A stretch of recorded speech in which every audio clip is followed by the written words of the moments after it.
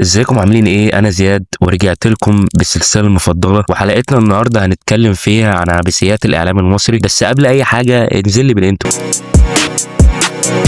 ايه القرف ده يا جدعان؟ في ايه؟ ايه القرف ده؟ ايه القرف ده؟ ايه القرف اللي انت عملته ده يا يعقوب؟ ايه القرف ده؟ طيب. ايه القرف ده؟ خلينا في القضيه ايه الاساسيه. القرف طيب. ده؟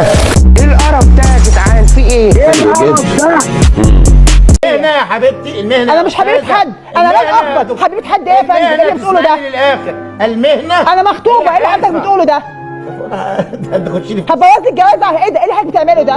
شوية تقول له يا حبيبي ما بقاش فاهمين، وشوية يا حبيبتي في ايه يا فندم؟ بص، هي خرجت بره اطار الموضوع اصلا ومسكت في حبيبتي، اللي هو ديليت لكل الكلام ده. ايه حبيبي دي بقى؟ انا مخطوبه. ماشي بالورق ده بقى كده على طول. طبعا ما يمشي بالورق عادي، هو ورق بفره. غني لنفسي كمان. ايوه الاثنين الاتنين مع بعض. ما شاء الله عليك. طبعا. انت متعلم بقى على كده يا محمود. طبعا يا استاذ محمد. ما شاء الله. معلم طبعا. انت يعني معاك ايه؟ انا مع ربنا الحمد لله، وبعد ربنا طبعا. انا معايا خريج تاني اعدادي ترم اول. شهاده تانية اعدادي ترم اول دي تدخلك باب شقتكم مستريح. ايه القرف ده يا جدعان؟ في ايه؟ موقف اوتوبونج دلوقتي النهائي، هل بالفعل رفض استلام مرتبه وبالتالي اقتربت او حانت ساعه الرحيل من نادي الاتحاد السكندري؟ مش فاهم والله. انا مش فاهم ده ايه يعني السؤال. مش فاهم ايه يا فندم؟ ده ايه السؤال؟ حضرتك وكيل اوتوبونج؟ ايه؟ حضرتك وكيل اوتوبونج؟ لا. طيب يبقى احنا اتصلنا بيك غلط، متاسف. تخيل كده تبقى لسه صاحي من النوم تلاقي استاذ احمد شاور بيسالك عن موقف اوتوبونج لاعب الاتحاد السكندري. بقوم من النوم الصبح بحس انه مش قادر افتح عينيا. تمام؟ اتفضل. وكنت استعملت مرهم تروميسين اللي هو العادي دوت، وعمل لي التهابات تحت الجفن وحبوب، وحتى الان يعني ما رقتش.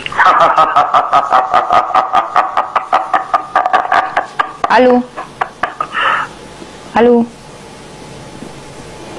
هو تقريبا الخط قطع. انا مش فاهم والله، انا بجد مش فاهم. هل دي نكته ولا حكمه ولا موعظه ولا ايه؟ انا بجد مش فاهم. هو ليه بيضحك اصلا؟ كويتي بقى. ما انا حضرتك، طب ما انا بغني حضرتك. طب يعني انا عايز افهم يا جماعة، يعني احنا مش جايين نهزر يا جماعة. في حضرتك ايه؟ انا مش بهزر. طب يلا اتفضل يا استاذ، اتفضل يا استاذ. يا ليلي ويا ليلى. اتفضل بره يا اخ. لا مش هينفع طبعا. اتفضل بره. مش هينفع حضرتك مش طبعا. هينفع على الهوا. لا مش هينفع على الهوا. اللي انت بتعمله ده ما ينفعش على الهوا، ما ينفعش. ايه ده؟ انت فاكر نفسك واقف فين؟ لا ما ينفعش. انا ما اقعدش كمان. انا ودي هنا كانت محاوله اغتيال من كزبره لاستاذ حلمي بكر الله يرحمه. انا اللي مستغربه فعلا هو كزبره كانت دماغه فين وهو بيعمل كده، وازاي ما كانش فيه وقتها اي اختبار مبدئي قبل ما نشوف العبث ده قدامنا. محمد صلاح اهو يعني بيعمل بعد تدريبات الاحماء، ويعني شايفينه مطمنا عليه. وكابتن محمد صلاح يا ريت لو تكون معانا على شاشه نايل سبورت، على شاشه احنا على الهوا دلوقتي. يعني شكرا يا كابتن، يعني حاولنا نعمل معاه لقاء يعني، لكن هو فعلا وهنا محمد صلاح شغل وداعيه حوض الكارف. تعود عاشور حطها.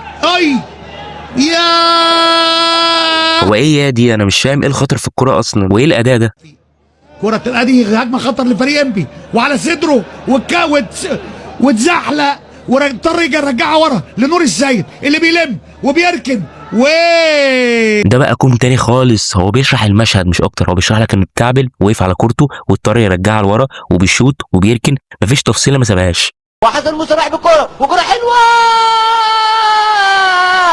كرة حلوة، كرة حلوة. هنا بقى نوع معلقين تاني خالص، النوع اللي بيعكس الكوره. هو ما هموش طريقه الجون ولا جه ازاي ولا مين اللي جابه، هو همه ان الكوره حلوه. لحسام غالي السنده لوليد سليمان. يلا يا حيوي، يلا يا حاوي، يلا يا حاوي، يلا يا ماسترو، يلا يا قائد، يلا. هنا طبعا معلي بدل ما يقول يا حاوي قام شاتمه بالغلط، بعدها كده قال له يلا يا حاوي، يلا يا مايسترو، يلا يا قائد، اللي هو بيصلح غلطه يعني. جماهير الزمالك بتقول له لا يا ماما لا، لا يا بابا لا، وهو بيقول لهم لا والله لا انا جايبها جون. الشناوي بابا اركو، بابا والشناوي الشناوي قال له لا يا بابا لا، على واحد غيري يا حبيبي مش انا. هو بصراحه الاسوأ من دعوه الام واكل مال اليتيم انك تسمع الاستاذ احمد شاور وهو بيعلق، ده في حد ذاته عقاب اصلا. كل واحد فيكم يعرف الساده المشاهدين على نفسه. انا اسمي اسلام سمير عبد العزيز من محافظه الشرقيه، مركز ابو حماد، جامعه كليه اداب جامعه الزقازيق.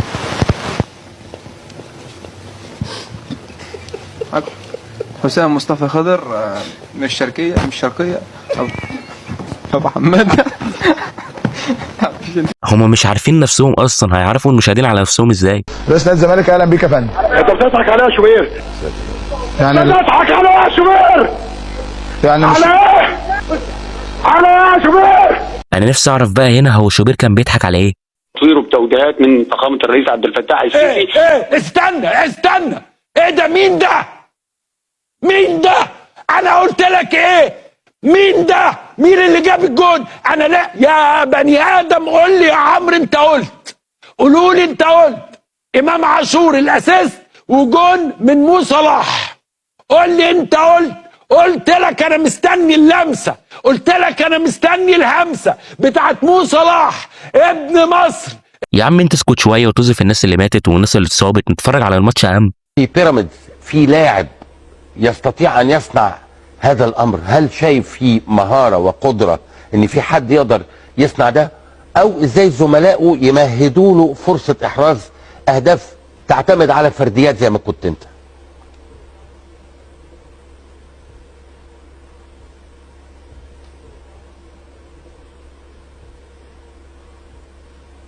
انا حاسس ان رونالدينيو بيطلب الاستغاثه عن طريق الصمت باللي شافه في الماتش ده. أبي سنين لقيته صدق وانا اللي كنت فاكره فضة أبي تملي الحزن بطة ولا. وهنا طبعا بعد فشل اغتيال الاستاذ حلمي بكر من كزبره بيجي شخص تاني وبيحاول، بس المره دي كانت اقوى. انا مش قادر حقيقي، مش قادر اهواه واتمنى لو انسى وانسى روحي وياك، وان ضاعت تبقى فداك لو تنساني. انا بحب قوي العندليب لاني عشت على فنه.